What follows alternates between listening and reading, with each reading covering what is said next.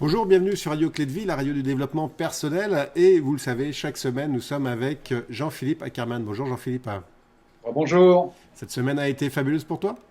comme Comme toutes, toutes, parce hein. que tu sais, on va en parler là, mais euh, à 21 ans, j'ai pris une décision qui était d'être heureux le reste de ma vie. Hmm. Donc, je prends toute action pour être heureux, même quand c'est difficile. Ouais, Parce que c'est pas parce qu'on décide d'être heureux qu'il n'y a pas des moments difficiles.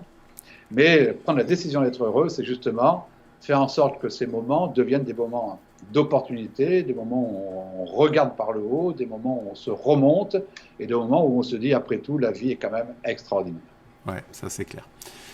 Eh ben écoute, on va parler justement dans cette émission, décider d'être heureux au travail. Donc tu as fait une belle introduction. Souvent le lundi, enfin ce qu'on dit, hein, ah c'est lundi, et puis le vendredi, Voilà. ouais c'est le vendredi. Ouais. C'est quoi être heureux au travail, hein, et puis tous les jours de la semaine? En fait, d'abord, c'est quoi le bonheur, quoi? Ouais. Quoi le bonheur? Donc, le bonheur, c'est est-ce que c'est un but ou est-ce que c'est un chemin?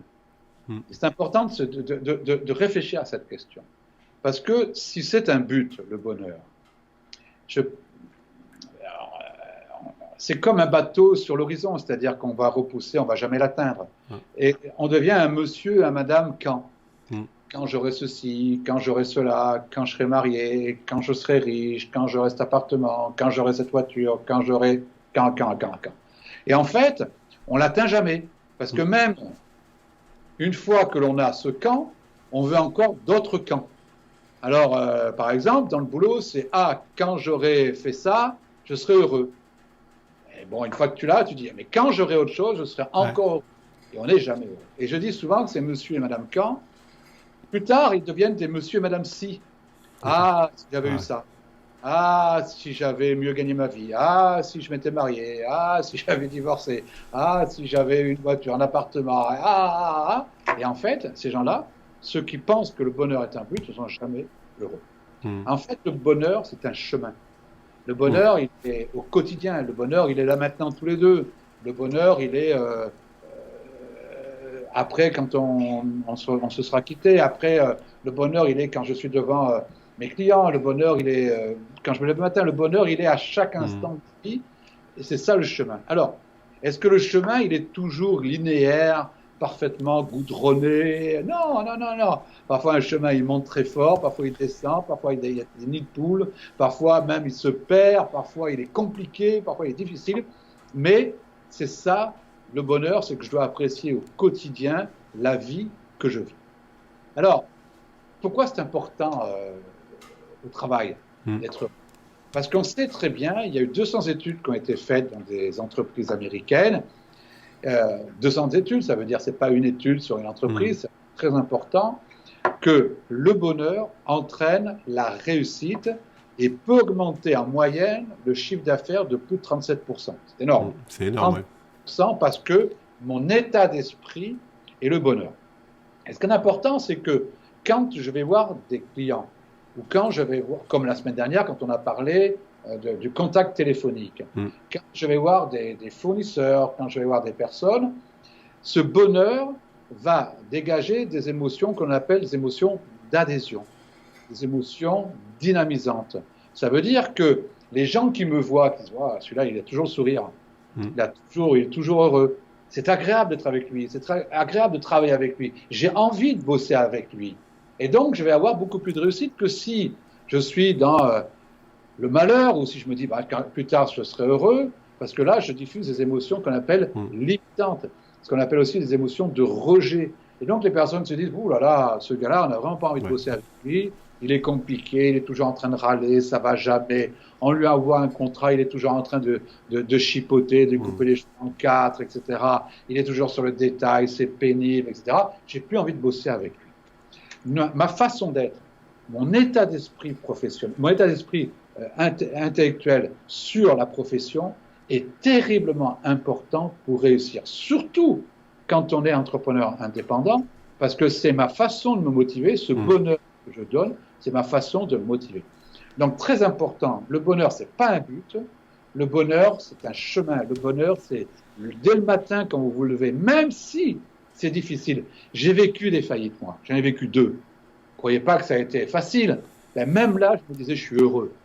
parce que j'étais vivant, parce que je pouvais régler ces faillites, parce que je pouvais travailler à l'amélioration. Et je me disais, quelle belle expérience, parce que, vous vous rendez pas, moi j'ai ma première, j'avais 26 ans. Vous imaginez, bon, j'avais rien à perdre, mais bien sûr que ça marque, mais ça construit, ça Mm. fortifie. Aujourd'hui, j'en fais même un métier parce que je sais comment gérer tout ça. Et donc, ça veut dire que parce que j'ai décidé d'être heureux, même quand il m'arrive des problèmes, et il m'en arrive, comme tout le monde, je vais toujours regarder l'opportunité, le fait que ça m'apporte quelque chose, et je vais toujours regarder la leçon que je prends pour derrière, peu importe si je le refais, Mm. c'est pas gênant, mais pour que ma vie soit de plus en plus agréable. Voilà, c'est ça l'esprit bonheur, l'esprit heureux, et puis comment ça se travaille tout ça? Eh bien, ça se travaille tous les jours, tous les jours, tous les jours, au quotidien. Je fais en sorte que mes pensées soient des pensées positives plutôt que des pensées négatives et je peux switcher ces pensées. On l'a vu Mm. lors d'une émission, en 7 secondes, je peux switcher ma pensée négative en pensée positive. Très important, le bonheur dans l'entreprise. Mm. Alors, peut-être comment tu fais. Oui, justement, comment est-ce que tu fais là par rapport à ça? Parce que tu peux avoir des échecs. Et comment tu te relèves? Tu parlais de deux. Moi, je pense que la première décision que chacun d'entre nous doit prendre, c'est je décide d'être heureux. Mm. Alors, je vais être clair, on est à 95%, les hommes, on a à peu près, les hommes et les femmes, la nature humaine, on a à peu près tous la même vie. Ça veut dire des satisfactions, des déceptions, des réussites, des échecs, des personnes autour de nous qui décèdent, des personnes autour de nous qui sont malades. On a à peu près tous la même vie. Il y a peut-être 5% de gens qui sont, eux, extrêmement malheureux. Et encore, vous savez, moi je connais des gens qui, parce qu'ils sont pauvres, on pourrait penser qu'ils sont malheureux, ils sont parfois plus heureux que certaines personnes très, très, très Mm. riches. Et ça veut dire qu'on a à peu près tous le même mode de vie. Et donc, ça veut dire qu'on peut tous décider d'être heureux. Pour moi, c'est la première des choses. Une fois que j'ai pris cette décision-là, je regarde les échecs, je regarde les déboires, non pas comme une contrainte, mais comme une expérience, Mm. comme une opportunité, comme une chance de pouvoir m'améliorer, comme une chance de pouvoir développer d'autres conceptions et d'autres produits. Ça, c'est très important. Il est très important aussi d'être d'humeur, de ne pas se fâcher en fait. Il est très important de se dire, allez, je suis d'humeur joyeuse, heureuse, même quand il m'arrive quelque chose.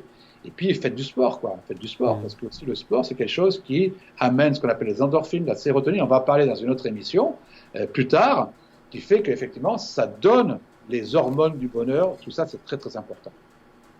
Tu peux aussi rebondir sur tes points forts parce que on a tous des points forts. Tu peux t'en servir par rapport justement quand tu es au fond du trou. Oui, c'est-à-dire que en fait, moi, j'ai été au fond du trou aussi. J'ai été au fond du trou, j'ai été 2 fois dans ma vie. Euh, mais ça n'a pas été, comme je disais tout à l'heure, Alexandre, ça n'a pas été 2 fois de malheur, quoi. Ça a été Mm. deux C'est fois. ça. J'étais au fond du trou, voilà, ça arrive. J'ai fait de mauvaises affaires, j'ai perdu de l'argent. Pour être clair, je peux vous dire qu'à un certain moment de ma vie, je logeais dans mon bureau et je louais mon appartement parce que je ne pouvais plus payer de loyer. Hein. Ah. Donc, vous voyez où on a été. Donc, quand on est à deux dans 20 mètres carrés, voilà, donc on a été là. Mais c'est toujours du bonheur, c'était toujours joyeux, c'était toujours heureux parce que on est en vie. Et donc là, chaque fois que j'ai eu ces points-là, j'ai toujours effectivement travaillé sur mes talents, Mm. sur mes compétences, sur mes points forts. Et je me suis avoir dit plusieurs fois à mon épouse, qui parfois doutait, hein, et je disais, tu sais, nous on a une chance inouïe, c'est qu'on a un produit qui est le nôtre. Mm. C'est-à-dire que nous, notre produit, il est là. Et donc avec ça, on peut faire ce qu'on veut. On peut se développer, on peut être grand, etc. C'est pas un produit qui n'est plus à jour. Et je peux modifier le produit. Donc c'est ça, travailler sur ses points forts. C'est toujours avoir une liste de points forts. Du reste, je le fais quand je fais du coaching, où je dis aux personnes, notez tous vos points forts. Et c'est vrai que c'est parfois compliqué. On est beaucoup plus fort pour noter ses points faibles. Mm. On arrive bientôt à la fin de l'émission. Est-ce que tu aurais un cadeau pour justement les entrepreneurs indépendants pour qu'ils travaillent leur fait de décider d'être heureux dans leur travail ou avec les personnes qui les entourent? Oui, on sait, le cadeau, il est simple et compliqué. Il est simple et compliqué. On sait que d'avoir des pensées positives vient de 2 paramètres. Le premier paramètre, c'est nos croyances. C'est nos croyances, c'est tout ce que on nous a dit, l'éducation qu'on a reçue, les parents que nous avons eus, la religion que nous avons, que nous n'avons pas, nos croyances. Et si celles-ci sont des croyances qui nous portent, eh ben, il faut les garder. Mais parfois, on a des croyances qui, on va vraiment parler de ça lors de l'argent, qui nous disent, t'as pas le droit. T'as pas le droit de gagner ta vie, t'as pas le droit d'être heureux, etc. Et là, il faut absolument balayer ces croyances. Et là, ce que je vous conseille, un travail, c'est de rédiger toutes vos croyances. C'est un travail difficile là aussi. Ouais. Et puis, une fois que vous avez, par exemple, vous avez une croyance, c'est de toute façon, dans notre famille, tout le monde est pauvre, imaginons. Eh bien, vous allez l'effacer, cette croyance, et puis écrire, moi, je suis quelqu'un qui vit une vie merveilleuse et riche, par exemple. Hein. C'est la première chose, c'est de travailler sur vos croyances. Peut-être qu'un jour, on pourra le faire de façon plus profondément. Et deuxième chose, on sait que mes pensées, elles viennent aussi de mon environnement. Et on est, en moyenne, nous sommes la moyenne des 5 personnes que nous fréquentons le plus. Donc, si autour de vous, vous avez des personnes qui vous disent « tu n'y arriveras pas, c'est impossible, on est dans un monde trop compliqué, on est dans un monde pourri il faut se séparer de ces personnes-là. » Donc, votre travail, c'est lister vos croyances aujourd'hui, lister les personnes que vous voyez le plus souvent et regardez s'il faut changer ça. Voilà. Je ne sais pas si vous pourrez le changer parce que c'est un travail de coaching, mais au moins, soyez conscient avec qui vous êtes et des croyances que vous avez. C'est un gros travail. Ouais, c'est un gros travail, mais c'est vraiment très très intéressant de tout remettre à plat. Remettre à plat. Puis notamment, je rejoins, excusez-moi, sur ce que tu disais là, les relations qu'on a autour de nous influent vraiment en fait la façon dont on avance. Très très important. Vous savez, moi j'ai vu des personnes avec des talents extraordinaires et je ne comprenais pas pourquoi ils ne réussissaient pas. Et quand je parlais avec eux, ils me disaient ma femme n'y croit pas, ma mère n'y croit pas, mon père n'y croit pas, parce que dans la famille, lui a eu un échec, il a un échec. Et puis je suis entouré. Après, tu vas t'entourer de personnes qui te ressemblent, c'est normal. On a besoin d'être conforté dans ce que nous sommes. Et là, eh ben, effectivement, tu ne peux pas réussir. Alors c'est compliqué quand c'est la famille, hein, parce que quand c'est la famille, on ne peut pas se séparer de la famille, hein, mais au moins des relations, des copains, des amis, aussi significatifs.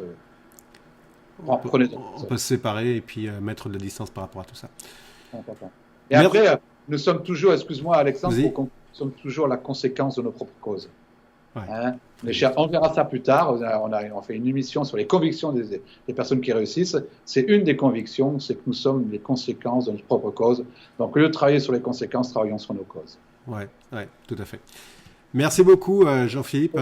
On se retrouve la semaine prochaine pour un thème qui va être sympa aussi. C'est visualiser la réussite et célébrer les petites victoires. Ah, très important. Célébrer les petites victoires. À bientôt, allez à tous. Bye bye. Au revoir.